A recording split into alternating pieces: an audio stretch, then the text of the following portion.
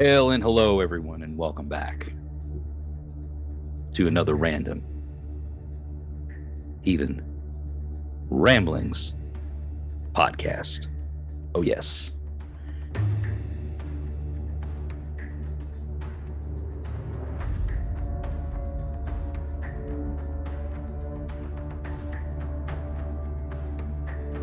Get underway here in just a little bit. Let's get into the mood, people. Let's get into the zone. And I don't mean auto zone.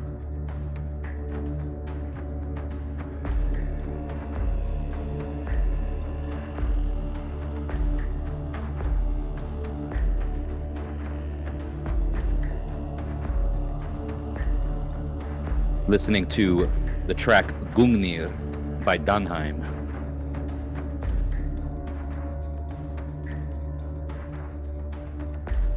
Gungnir, of course, being the name of Odin's spear, which when thrown, never misses its mark.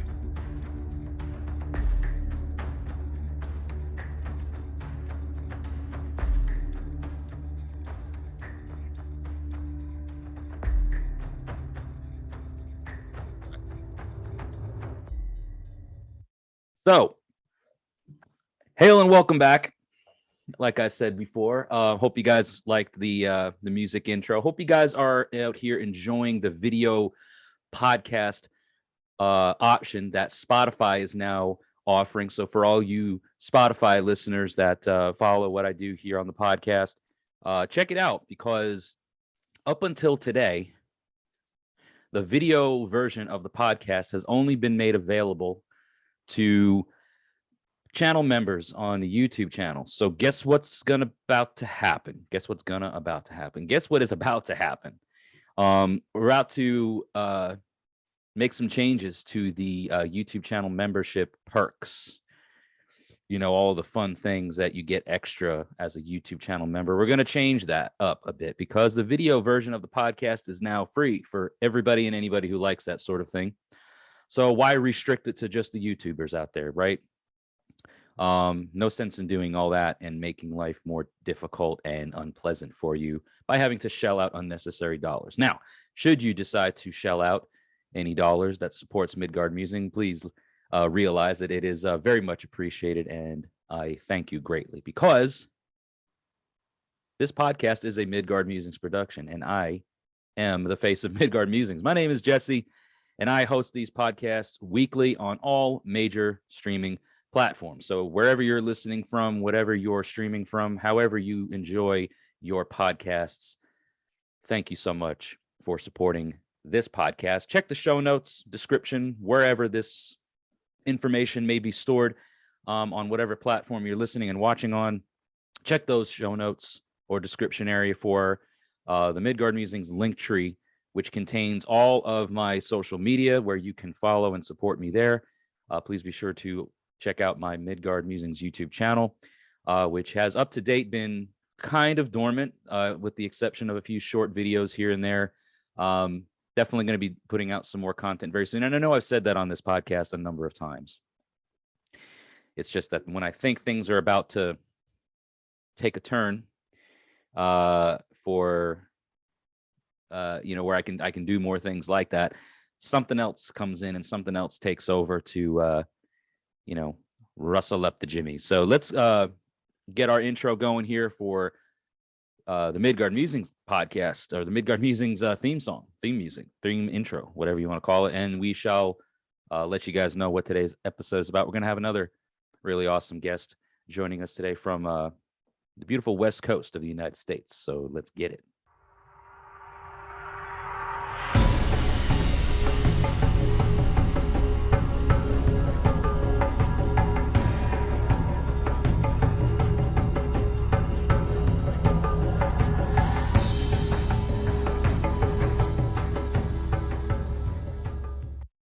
Right. Yeah, so I have no clue. And this is usually how it goes. I have a clue, but about some things. But as far as what we're going to be talking about today with my special guest, let's just say that it's going to be quite random. I can assure you, and we're going to just see where things go. and how they go. His name is Liam, and he holds an office position. And I say office, I mean like a court office, an office of the court position for a national organization, as I understand it. And he's going to come on here in just a minute to clarify anything that I may be mistaken or misspeaking about. But a heathen organization, a national organization, and I believe it is like an official organization, like it's either a 501c or whatever. But he's going to talk a bit about that, and we'll see where everything else goes. But he, I believe he holds a title position and an official capacity within that organization, which is NANS, which is an abbreviation for the North American Nordic Society. So we've got Liam going to be joining us and talking a bit about that, and whatever else may strike our interest or set our minds on fire or strike our fancies. We're just going to ramble on a bit, one heathen to another. I've had some like Facebook chat conversations with Liam. I've been on some video conversations with him before, not just me, but also our Gothi, Dingo.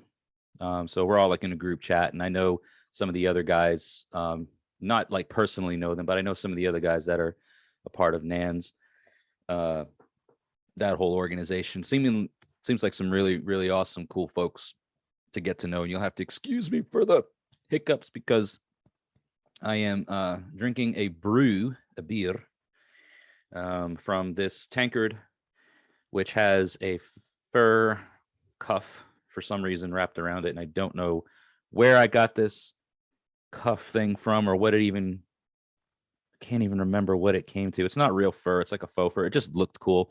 I thought it would look cool, kind of almost like a koozie, wrap it around my tankard. The tankard is just a, thrift store thing. Got it for like $3 at Goodwill. So that is, it's a Gaelic ale that's inside of it. So I don't normally have beer during the shows. I usually have a whiskey.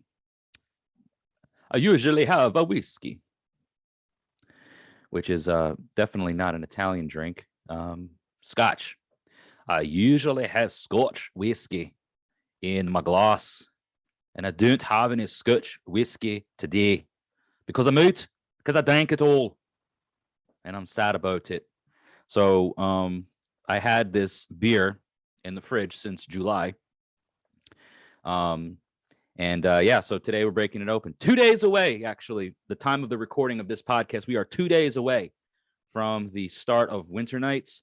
So by the time you folks are getting this out here on the podcast airwaves or platforms, etc., we will already have been into the second day, going into the second night of winter nights, which is a 3-night long celebration, historically speaking, a 3-night long celebration. So anyway, enough from me.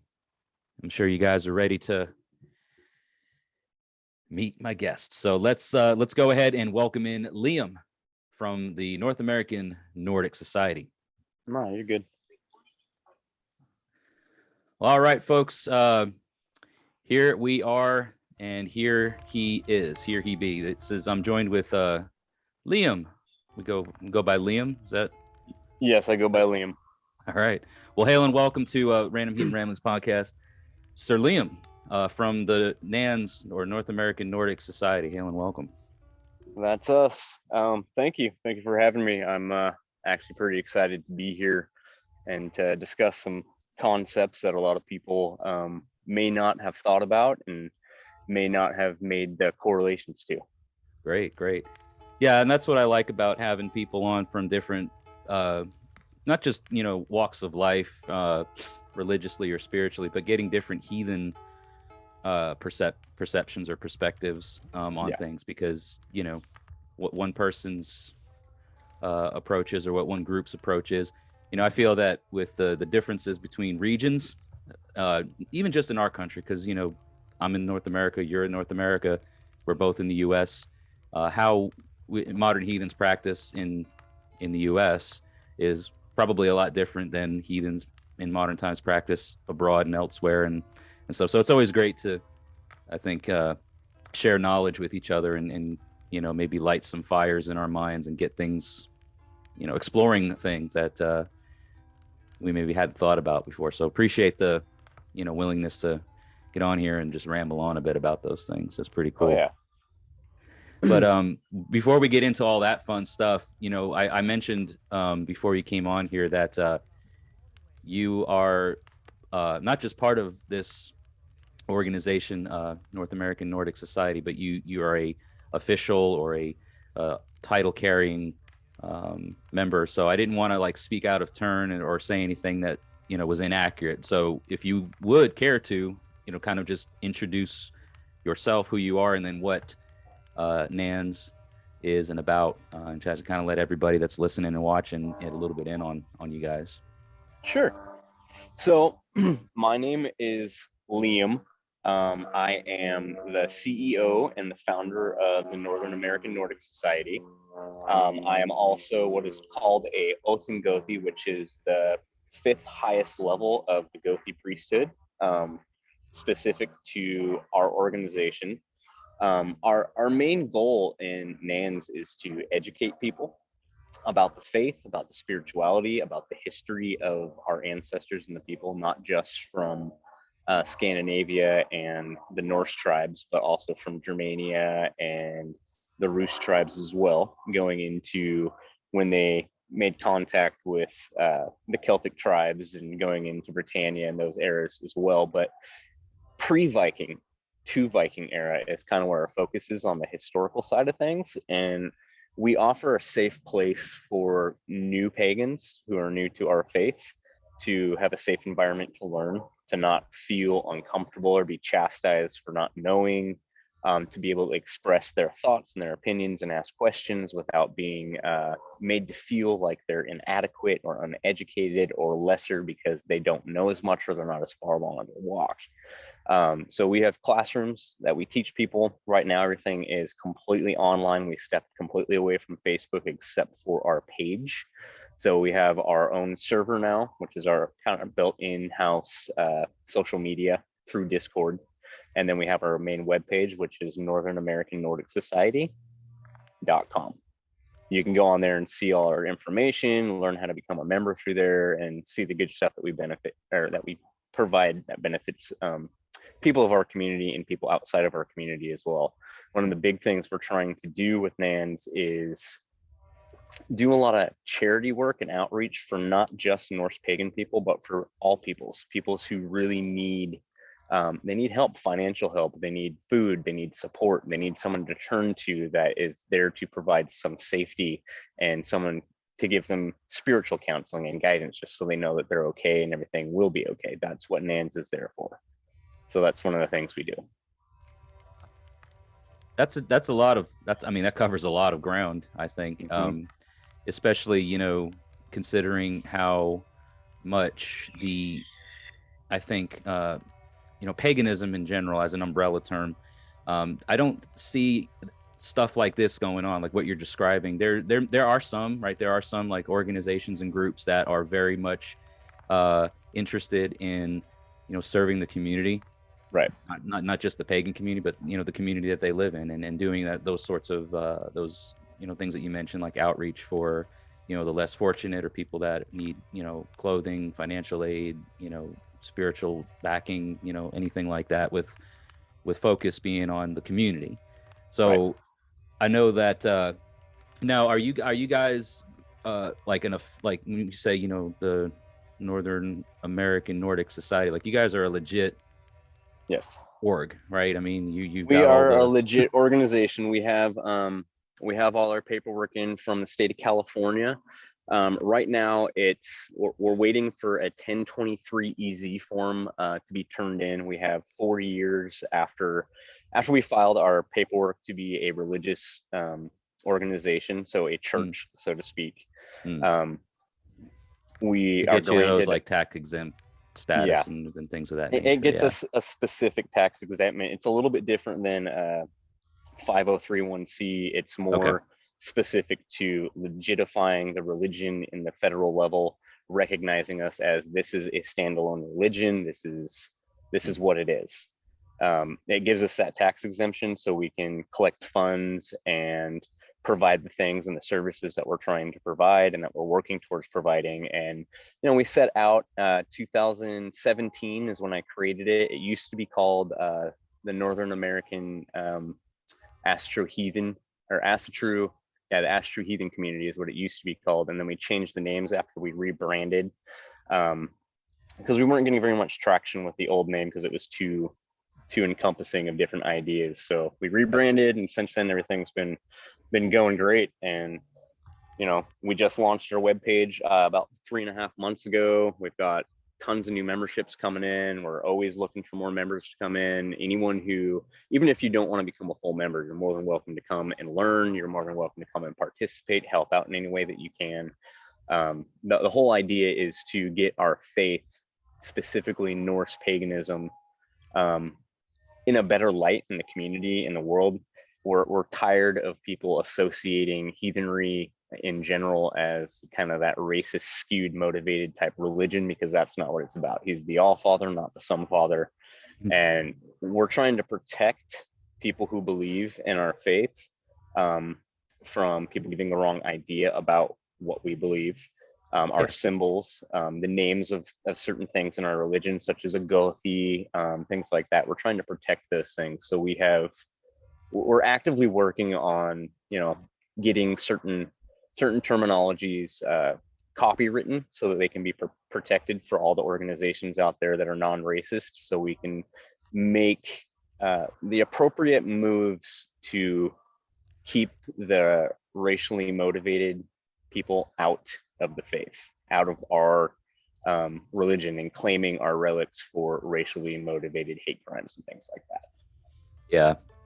No, and I think, you know, like when with people that are fresh to this belief system, that, you know, because there's so much to it, you know, and it's kind of, Yeah.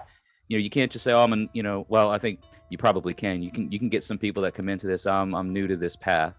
Okay, well, what path are you talking about, right? Are you looking at a more, you know, Germanic pagan, where it's, you know, are you more of a historical approach, or, you know, are you looking at reliving or reconstructing the cultural differences of a certain region, you know, because there's so much, you know, the Swedes did it differently than the Icelanders, which who did it differently than the Danes, maybe slightly different from the Norwegians, and then on and on and on down history. So it's kind of like, and we're in North America, you know what I mean? And I think that there's a lot to be said about building and preserving our own traditions based on where we are, right? So, you know, you guys are in the Pacific Northwest, if I'm not mistaken.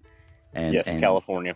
Yeah, and how you guys up in that part of the country observe and do things are probably going to be regionally different because of, you know, those types of things. They're going to be regionally different. Your customs, your traditions are going to be that different than some folks that maybe out in Texas or on the East Coast and the Appalachia mountain ranges, and us here in Tennessee and all that. Right. But so, like, with what you guys are aiming to do and what you've been doing, how do you see how your organization can cater to folks? Because I'm assuming that your membership, right, is it strictly based on the region? Like, is it just for folks in the Northwest Pacific area of the country, or is it kind of open to other areas? Open.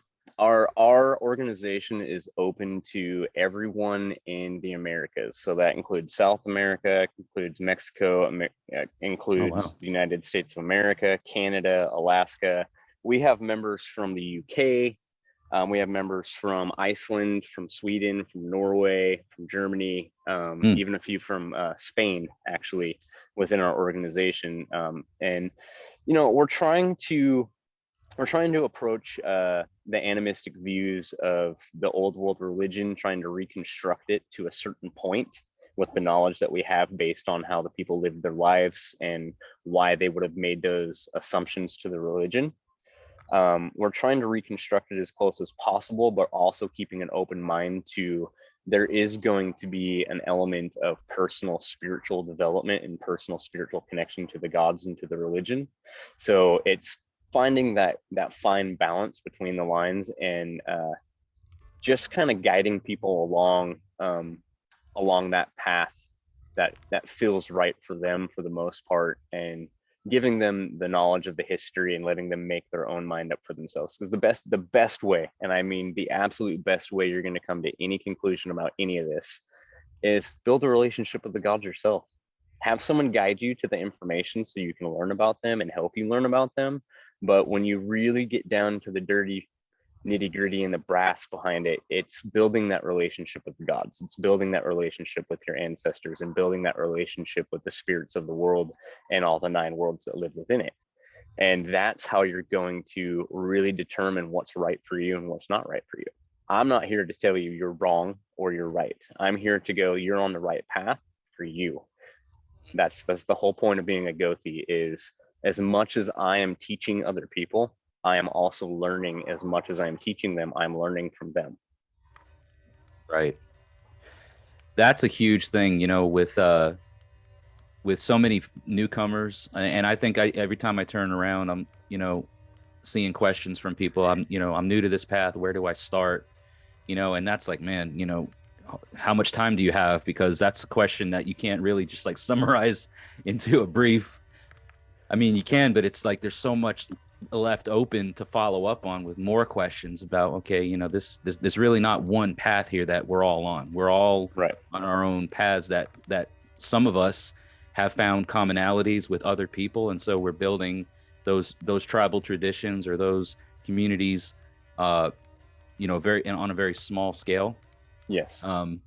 And that is where, like, I see the future of heathenry, paganism, specifically what you call Norse paganism, or I feel that this specific branch of paganism, heathenry, right, is the future of it resides in our ability to learn to bring it back to the grassroots, and not be so focused on, well, what organization am I a part of? Who do I pay dues to? You know, who's my quote unquote regional Gothi, this or that? Like, there's a place for it, and I feel that there's an important place for it, especially now in today's society where everything is so, like, we have such a broad reach. Yes. Because of, you know, Discord servers and social media and all these sorts of things. Like, there's a tremendous opportunity there for us to influence and become part of something, and that's what people are looking for. But not to take that to so much to the extent that we lose sight of where heathenry really thrives, which is at the community level, and doing and being part of something like that. That brings up a fantastic point. So I just want to touch base on a scenario that is just that. So even NANS, North American Nordic Society, we started out with about the spiritualism, doing live blots and building that sense of community. And then we had this idea of, hey, we could do more with this. We could actually help people with this and give them a place to feel safe, and not just people that we deem worthy, but people all over the world, people of all over different ethnicities, different spiritual backgrounds, different mindsets and cultures can come to NANS and still feel safe to learn here. So when we set out to build what we've built now, even with us being as spiritual as we are, we can lose track very, very easy and become too singular minded as far as the business side goes, and trying to focus so much on the business side where you're losing sight on the spirituality. And I'll tell you firsthand, as a spiritual advisor and someone who's also running a legit business, which is what a church technically is, we have to run it that way. But it does draw and wane on your spiritual path and your spiritual side. So it's a matter of trying to keep the balance in there and constantly reminding yourself every day, am I doing this because I'm trying to make money, or am I doing this so I can help people? Am I doing this to be a spiritual advisor? Am I doing this because I'm being called to do it? So I wake up every day and I have to remind myself, hey, I'm focusing way too much right now on the business side of it. I need to get back into the teaching. I need to get back into advising people spiritually and helping them along their journey, guiding meditations, guiding them to the answers that they're looking for from the gods. So that right there, people with that this is my organization, this is their organization, they can't come in, they can't be a part of that. It's that type of mentality, that thought process from being too much organized, which leads you astray from what you've set out to do. And that's one of the things that NANS wants to rectify within that Norse pagan community, is bring everyone together. There is, if you want to call yourself the Vulcan Fourth Kindred, or you want to call yourself the Darkboar Kindred, or NANS, or whatever you want to call yourself, it's just a name. We are all brothers and sisters. We are all children of the gods. We are all here trying to do the same thing. So why not think about ways that we can work together and find those commonalities and those things that we're interested in that are alike, rather than separating ourselves. Do you think that a lot of the problems, and this is like an open question, but I like to get other people's insights on it, but do you think that a lot of the problems that we face or that we see with folks coming into paganism, thinking that it has to be a certain way, or guide me on this like they look at it as like as a singular path, rather than a tree with many branches and a road that has many forks in it and stuff like it? Do you think that it has to do with the domineering or the dominating global Christian worldview on things that is I don't want to say like infected the mindset, but I mean quite literally, when I came into paganism, when I became what I am today and am growing to each day become, like I had to change my entire perspective and worldview on things because of the Christian influences of sacredness and a deity and spirituality and deeds, sin and all this other kind of stuff, which has place in heathenry, believe it or not. Like a lot of these terms, a lot of these things, it means a different thing and it has different implications. So do you think that that's a thing, like that people are struggling with that when they're coming into this thinking that, oh, it's got to be a certain way, it's got to be that, because of the excess like baggage that they may have picked up on? I think it's definitely a big influence on their perception of the religion and what they're expecting going into it. And I think that also has to do a lot with also the perception of the people who are the leaders in the organizations that these people are coming to, because I have so many people in NANS who have come from different spiritual backgrounds. I have people who've come from Wicca. I've had people who've come from Hellenic. I have people who, believe it or not, come from Catholicism, who've come from Christianity, and a couple of them have come from being Jehovah's Witnesses and Mormon and stuff like that. And when they first get in, they're expecting it to be kind of how Hollywood perceives and personifies our religion as this very I hate the term brosatru, the brosatru cult. Hollywood has unfortunately tainted like we're all Vikings, the religion is. So I think it has a lot to do with both. We have to understand as spiritual advisors in our communities, and elders within our communities, and chieftains within the communities, that the new generations coming in, it's our responsibility to usher them in, to make them feel comfortable and know that it's okay to have certain thought processes and certain ideas floating around in their head, because they've been indoctrinated into those from the religion that they were in before, or even indoctrinated from society. I mean, look at the world today. Christianity has been around for 21 years, is legitimately how long Christianity has been around. And in that time, 90% of our pagan religions have been completely lost. Like 90% of everything we know about the pagan world has been completely lost, other than stuff that they have recently within the last 100 years dug up and reconstructed. 90% of the actual meat of the faith in our religion and pre-Christian Mesoamerican religions, all those things have been lost and buried up with the modern concepts and the modern norms of how societies are supposed to think and how they're supposed to believe, and the types of religions that they're supposed to believe in. So it is a systemic issue, branching from, I don't like to necessarily bash Christians, because I don't care what they believe, I care what I believe, and they're free to believe what they want to, just don't chastise me for my beliefs. So it does, I think it is a relevant factor in in new pagans finding any pagan faith. You bring up an interesting thing talking about just the influence that, when you say Christianity and whatnot has had on the world, right? Not just in North America or in the US, but just all over the world, the broad reach that it has had. And I love to see people nowadays. And I recently saw something like this happen a couple of weeks ago with one of the officials that represent the Troth. It was a pagan and a pastor sitting in a church building somewhere. I think it was in Wisconsin or Minnesota or something. And they sat there and they talked about things that, the pastor's view on things. And it was, in front of an audience, a live audience, but it was streamed live for the world to see. And it was such a wholesome conversation. There was no hate towards each other. There was actual dialogue between them two about certain approaches on things and how, because let's face it, right?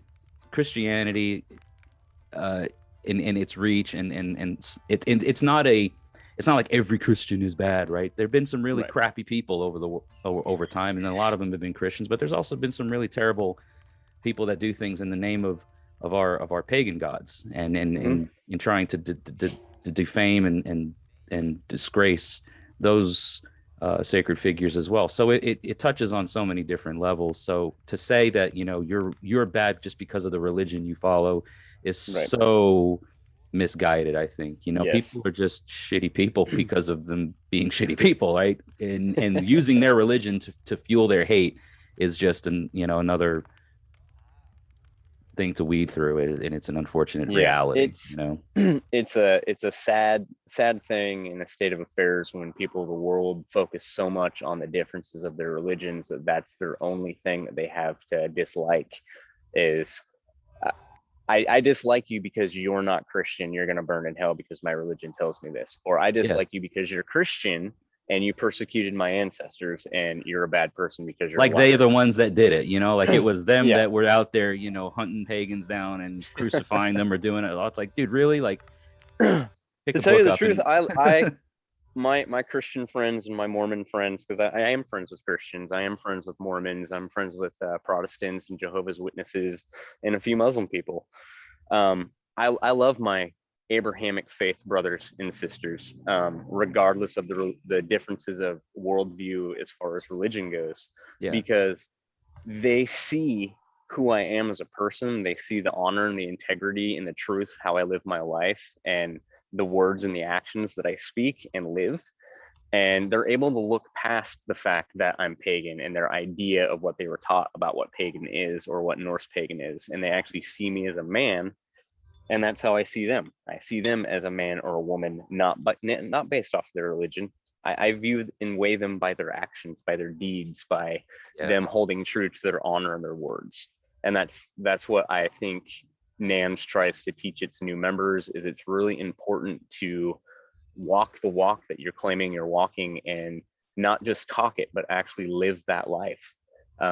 There is no shame in being a outspoken Norseman who's proud of your religion and also accepting someone else for their religion. There's no shame in that. Yeah, because that's what we want, right? We want to be first of all, we just want to do what we do and not get bothered for it, right? I mean, nobody wants that. And I don't think anybody who practices any religion, you talk about doing it and walking the walk. I mean, I've heard, heathenry and paganism, it's a living religion. Well, I contest that really any religion, anything that you want to devote your life to that extent, you should be living it, regardless of what it's called, right? Regardless of what label it has put to it, you should be living it. And if that's what you claim to be, right? If you're a Christian, then live like one. If you're a pagan, live like one. If you're a Buddhist, live like one of these, so live it, be it, do it, and let your deeds be the thing that your worth is measured by. Because that's ultimately, you're only worth as much as the value that's placed upon you by your people. You're not anything without them, right? And we're not anything without our people and without our people in our community. So exactly. I think sorry, didn't mean to cut you off. No, go ahead. What if I was to tell you a simple way to scientifically sum up every religion being accurate to the individual who's experiencing the religion. What if you were to tell me that? I'd say, What tell if me I more. So we have a chemical in our brain which is known as DMT that's produced by the pineal gland. The pineal gland, even the ancient Egyptians and ancient Sumerians knew about the pineal gland. They had very accurate mapping of the brain and pictures of the pineal gland, and had full on fables written about the knowledge gland, right? So there's this chemical in the brain called DMT that gets released into the blood. It's scientifically proven now, as of 2020, in mid 2020, doctors finally discovered large amounts of DMT in people's optic nerve system, right? So this is responsible for how we perceive the world around us. This chemical that's naturally produced in the brain is solely responsible for how we perceive things visually, right? So when you have a dream and you're having a very vivid dream that you can remember, it's because large amounts of DMT are being dumped into your brain. It's the same thing when we have a personal spiritual experience. When we are meditating, or we are going on a walk, a spiritual journey, or an adjournment, and we are experiencing communications with spirits, deities, ancestors, interdimensional beings, whatever have you, they're not false because someone else isn't having the same experience. They are 100% accurate and true because you are having that experience. So every religion out there, at some point, because of the personal experience that they're having, you hear of Christians and Catholics having these encounters with angels coming, right?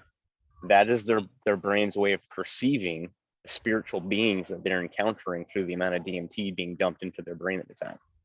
So does that make it false because you're not seeing it? No. It's just as valid as my religion and my experiences, and me seeing when I do a blot to Odin, and Odin showing up with a group of 25 people and everyone experiencing that together. And it's just as valid as that.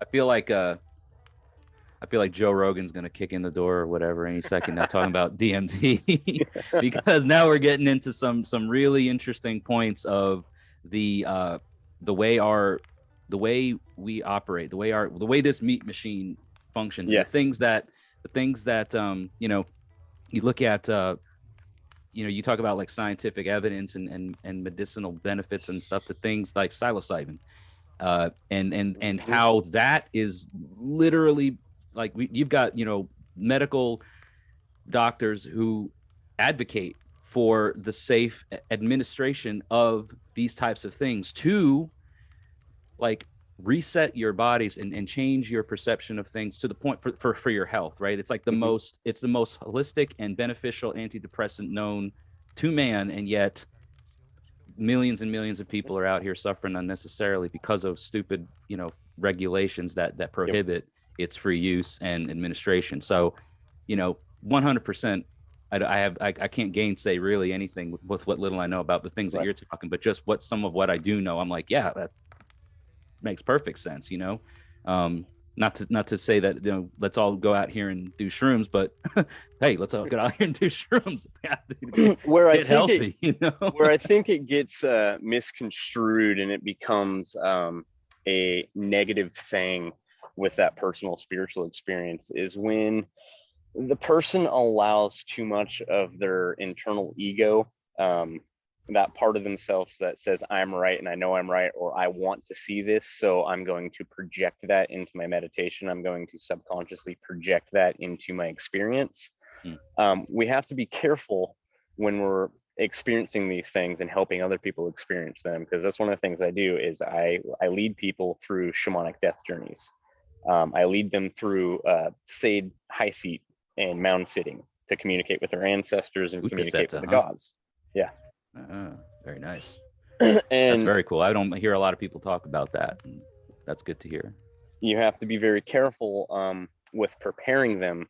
It usually takes about 6 months to a year of me leading them through guided meditations so that they're ready at that point that their ego is not in control of their thought processes and their subconscious when they're in a meditative state, so that the answers that they're getting are actually from spirit.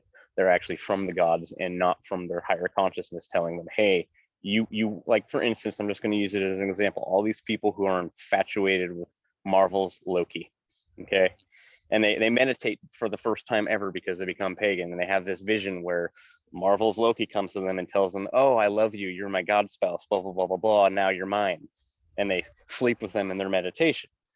No, I'm sorry, if you don't have the basic understanding of the practices built up to build up the energies and know the difference between your ego, an ancestral spirit coming in, or a god coming in, how are you going to tell anyone when you're brand new at this practice and haven't practiced it long enough to really make those judgment calls to discern the difference between the three? How are you going to tell somebody that that's not your ego feeding you the answers that you want to hear from an egotistical place? Wow. Yeah, that's a really valid thing to bring up, you know, because the infatuation with the gods, especially early on. I mean, I think, I don't speak for all, but I'll speak for myself. Like, that was, again, because of past, you know, baggage or other worldviews. You know, God was the number one thing that you had to focus on in Christianity, right? So coming into like a polytheistic religion, believe, you know, like, I found out way later on, not early on enough, that it's not so much about the gods as it is about building that relationship with your ancestors and having them part of your life, and building that hearth cult, you know, the thing that's closest to you. And then over time, you know, the relationship with your gods and the spirits around you becomes, it's an organic growth into things, you know, like, you're not just going to dive head first and, you know, sudden be chosen by Odin, or you're one of his warriors or wolves or any of this other mumbo jumbo that just tends to run rampant, it seems, in these people's minds. And hey, why is that? It's again, because of the influences that are around us all over, you know, Hollywood and past experiences from other religion.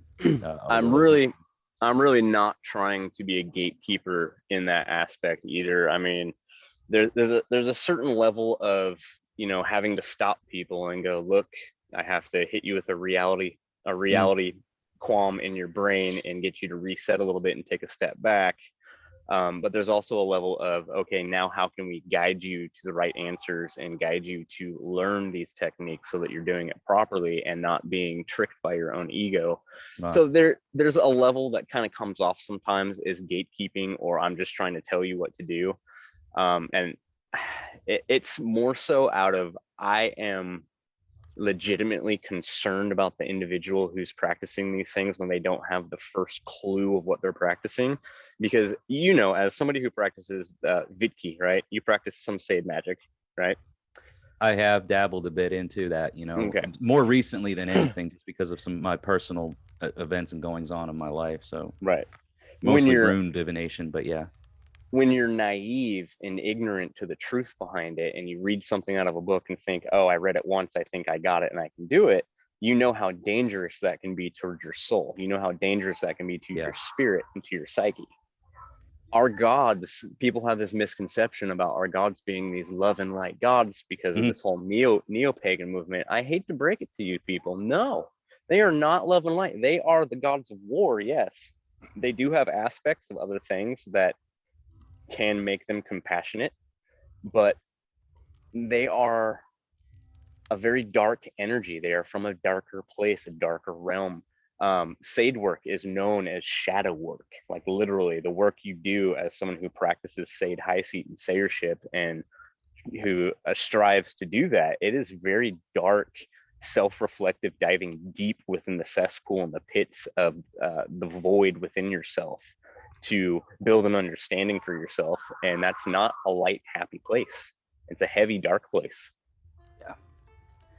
It's very retrospective, I think. You know, so much of the darkness is revealing, right? And exposed, like you're exposed.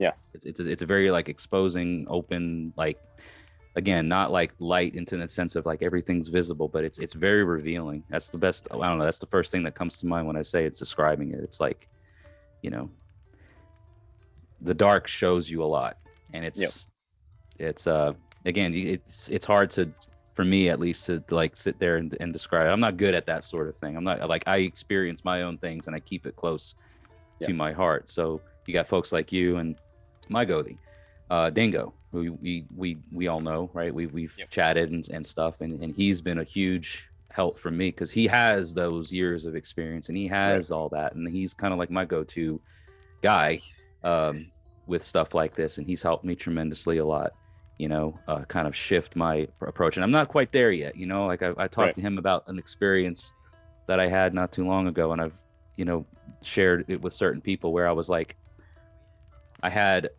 the intent or the idea, I was trying to reach a certain place in my trance work, right? And I didn't feel like I got there. And that talking with you right now, like, it makes me think like the ego was blocking that ability to get there. But I got close. I got close to a certain point. Like, how you're navigating through a maze and you keep hitting those dead ends. Well, you made it halfway through, or you made it 3/4 of the way through. You just didn't quite get to the other side yet. And it's kind of how it felt for me, like I made it to a certain point that I just didn't get there yet. And then I'm given time and practice, and that's the thing about it. It's literally a practice. You're not going to get it on the first time. You're not going to, just all of a sudden. To put it into perspective, something that other people who are familiar with certain spiritual concepts from other faiths, Native American shamanism, true shamanism, their medicine people start practicing and start learning and start their practice from a very young age, like 5-6 years old. They're chosen by the town medicine man or woman, and they live with them for years, and they don't become a shaman until they're in their 70s or 80s. They don't fully reach that level of shamanism until they're wise within their age and have that experience of practice every day, helping people, helping themselves, helping their family, helping people outside of their family on spiritual adjournments and things like that. So we have a common problem within, especially the Norse pagan community, where people come from an eclectic type background or Wicca, and they think, oh, because I practice witchcraft of any form, now that I'm Norse pagan, I'm all of a sudden a Vola, or I'm all of a sudden a Vitki, or I'm all of a sudden a Sade. I'm a great seer. If you haven't been practicing this specific brand of magic for 35 to 40 years plus, I hate to break it to you, you are not anywhere near the level to call yourself a Vola or a Vitki or a Sade. Reason being is because you haven't put in the time and the effort to gain the wisdom and the knowledge and the practice and the discipline in that art form to have somebody else.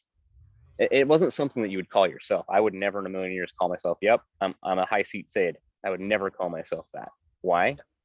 Because I don't ever feel worthy of that. Other people, they call me that because I help guide them through things. But even then, I stop them most of the time and say, no, I've only been doing this for the last 15 years. I've only been practicing Sade for the last 15 years. Don't call me a Norse shaman, because I'm not. I'm not going to be there until I'm in my 80s and on my deathbed. Yeah, but that's a good point, because like that's the name, that's the thing that is given to you, and that's, I think, another important thing, that you don't give these titles to yourself. You don't decide one day, I woke up because I had this dream, or because I had this experience, or because of whatever, that all of a sudden this is what I am. These are honorifics, or these are things that your people, your tribe, give to you for the reasons that you have proven your worth in that way. So regardless of the years, regardless of the time, and I fully agree. I mean, like these types of things just don't happen overnight, and it takes a lifetime to be that thing truly. But in the interim and during that process, as we approach that, elder state, the people around us that see those things, or that see those traits, that want to, bestow that title on individuals, right? I mean, be well guided and be well versed to know what it is that you're implying, but that's really, you do the thing and you become known for that, and that's what it's about, right? The day I call myself and legitimately call myself from a place of ego, from a place of I've earned it, a master Sade, I want you to slap me. I'll just be like, hold on, let me get into a taxi or go an Uber, right? Let me get on a plane. Let me fly over there to your location. Let me get into another Uber. Let me knock on your door. What are you doing? Whack. you know, you told me, and then just fly Yeah. back. That was my weekend, you know.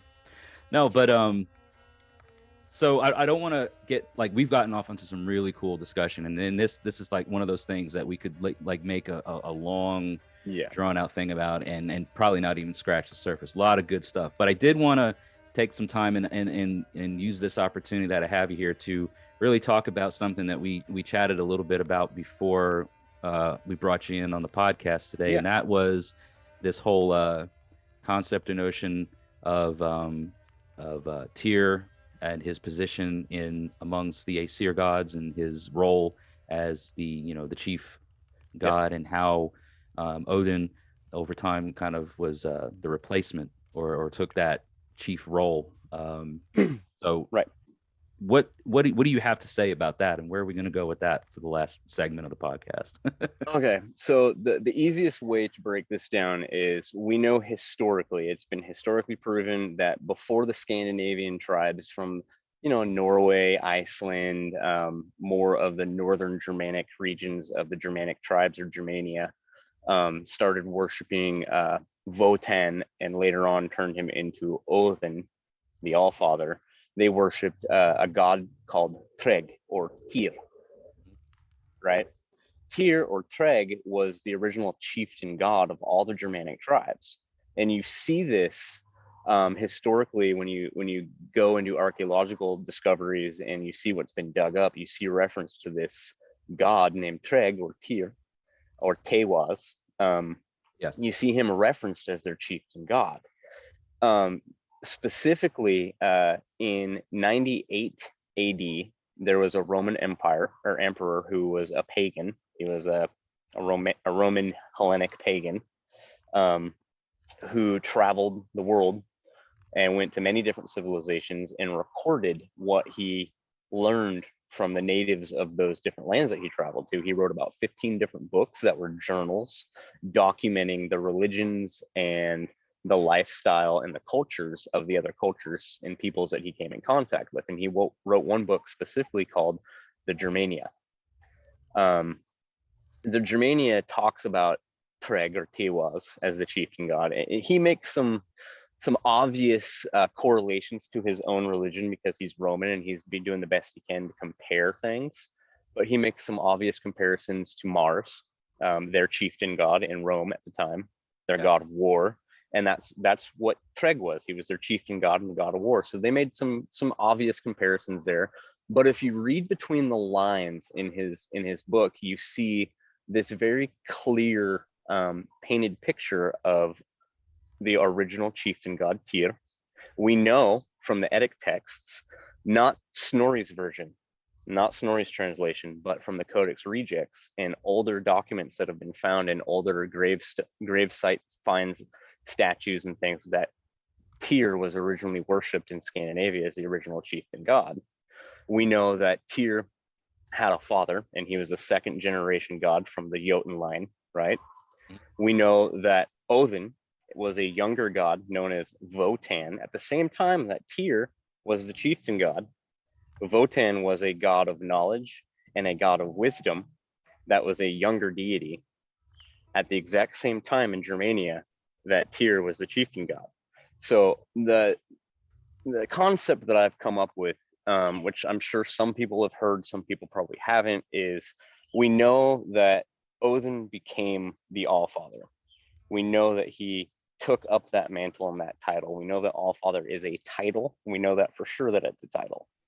So here we have Tyr, who is the original Allfather. He's the one who holds that king of all the gods, the Jotun, before the Aesir, before the Vanir, and before there was classifications of the different ranks and classifications of those two different types of gods.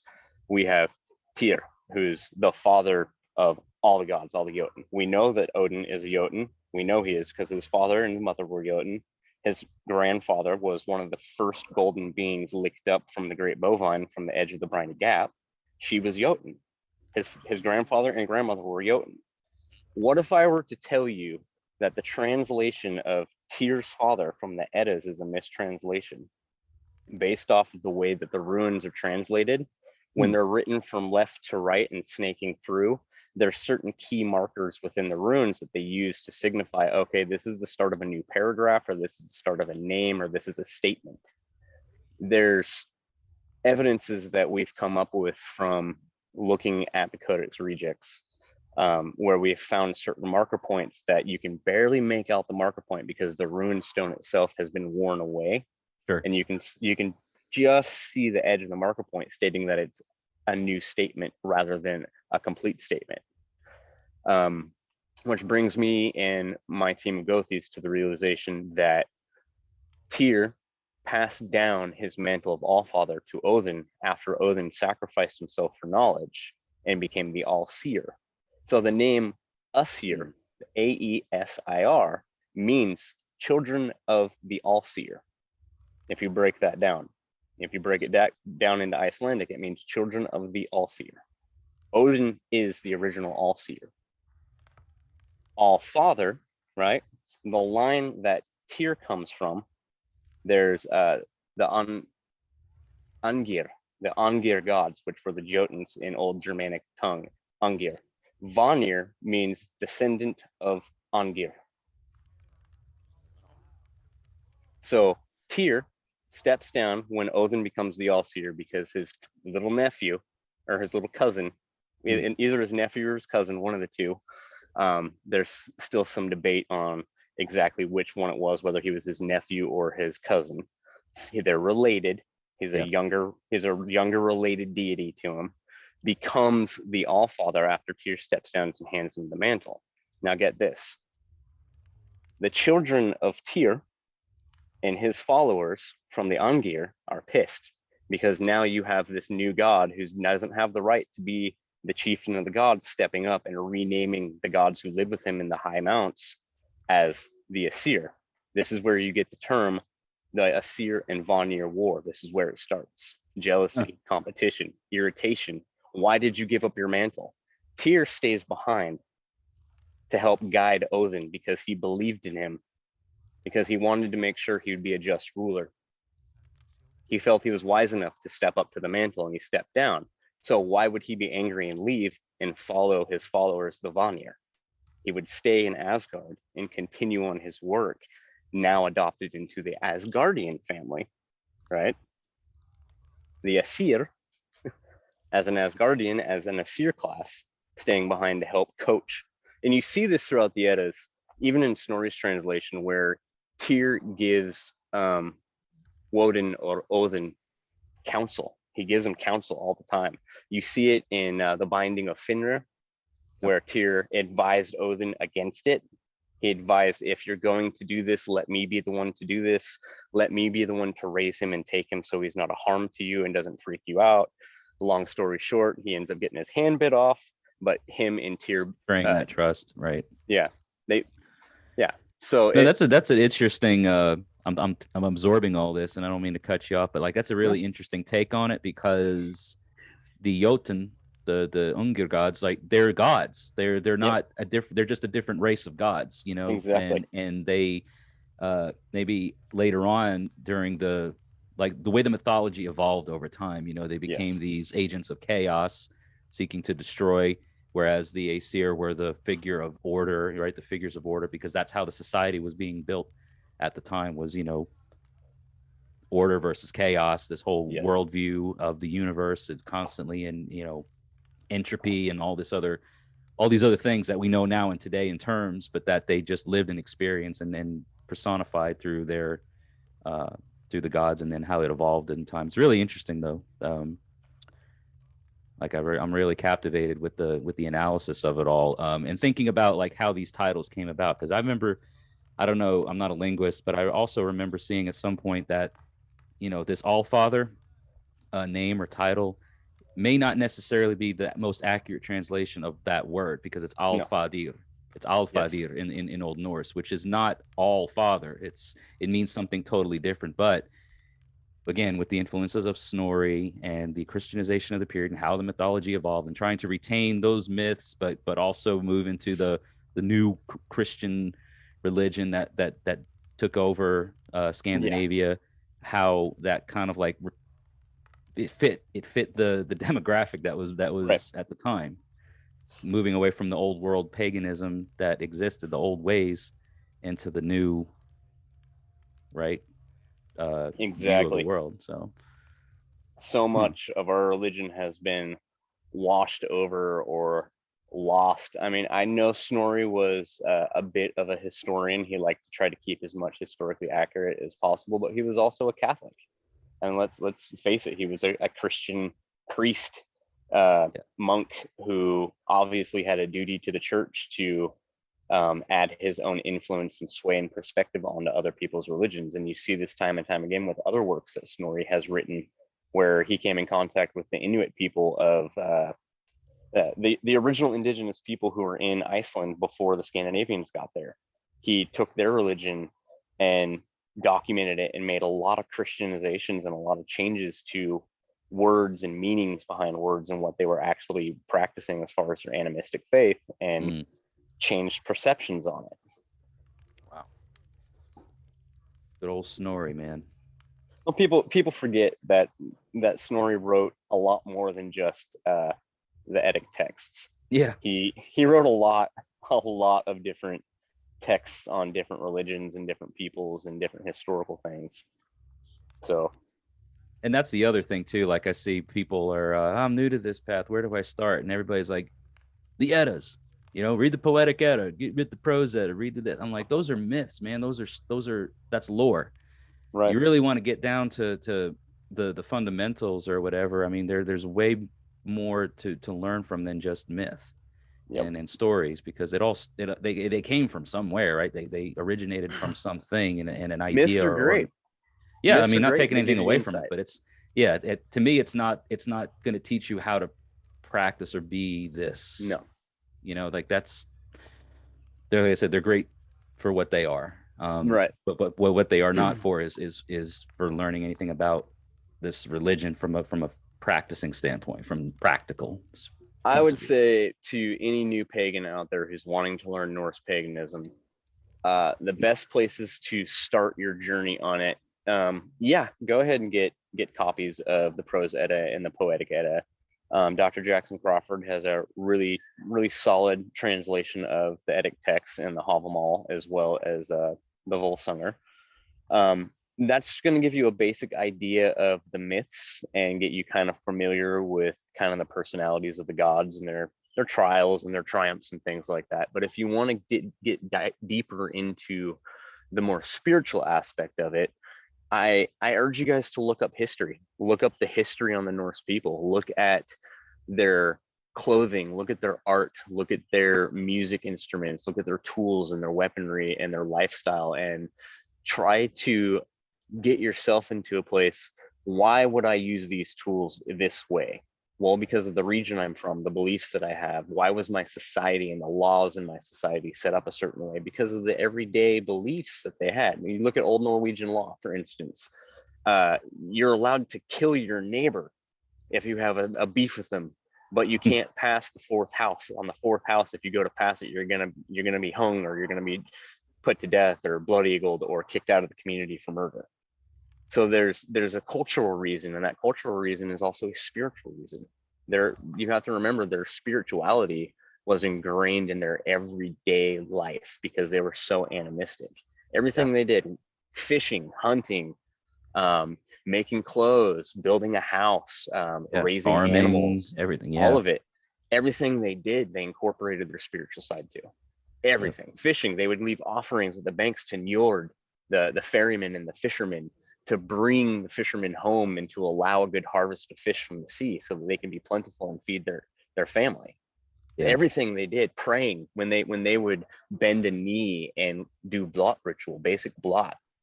It's a very spiritual experience. So if you want to get a good idea of heathen spirituality rather than just the faiths and the mythos, read some history books on pre-Viking Age and Viking Age villages and society. Look at their laws, look at the things that they did, look at the feats of the people and the reasons behind why they did these things.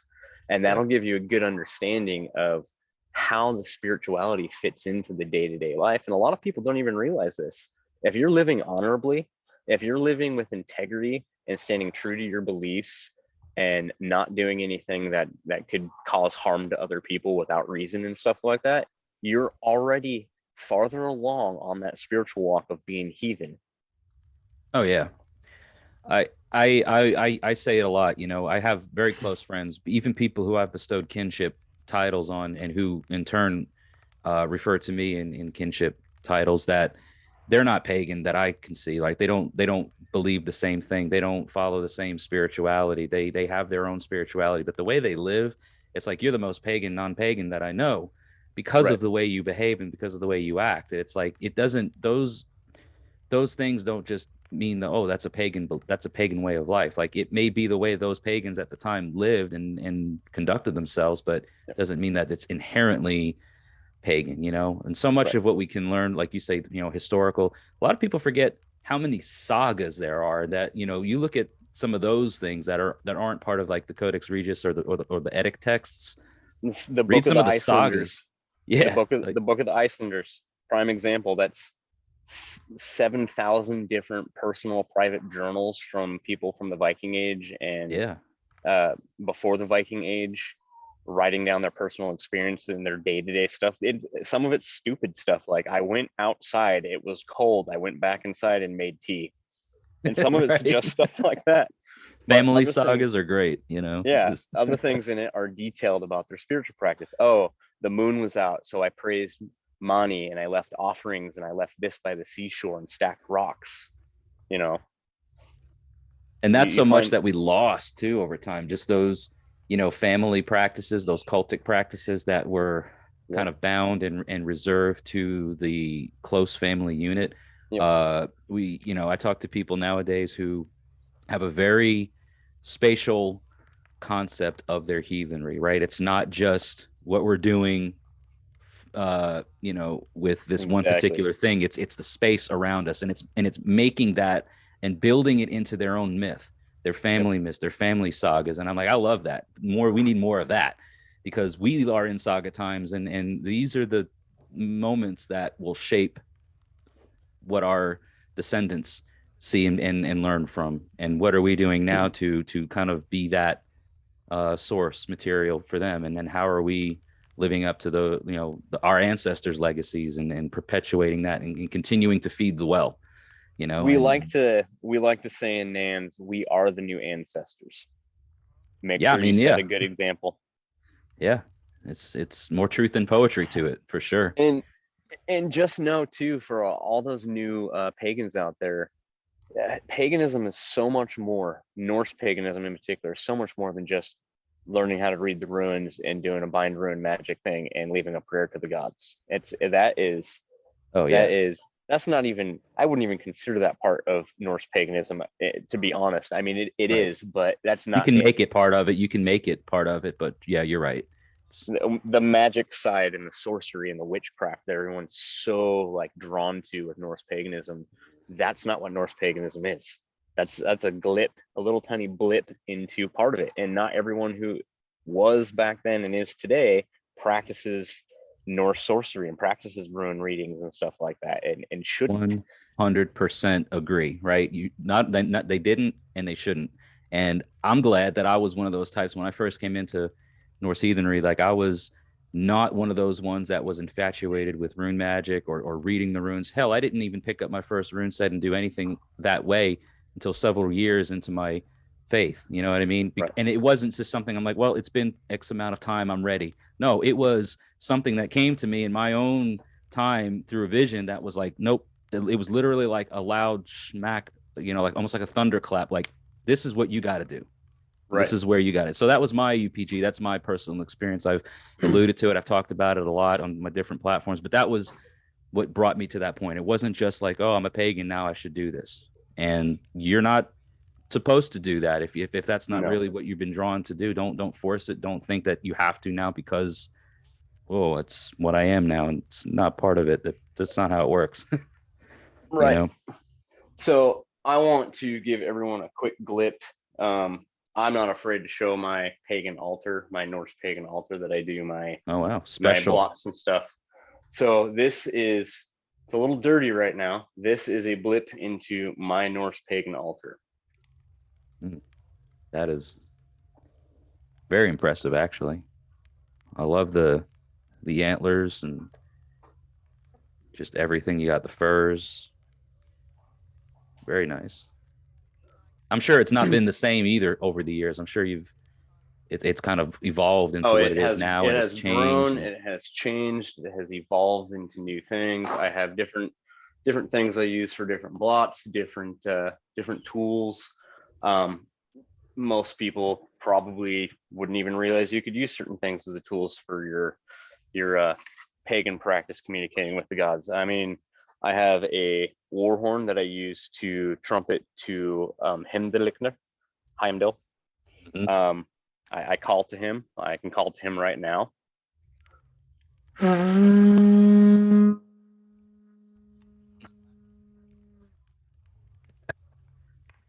The audio is not going to fully, like, you're not going to be able to fully appreciate that, everybody listening and watching, but like that initial blast was probably the best as it's going to get, and then it kind of like trailed off at the end. But that's not something that you can experience fully and appreciate fully unless you're in person, because it does. Yeah. It reaches deep into like your core, man.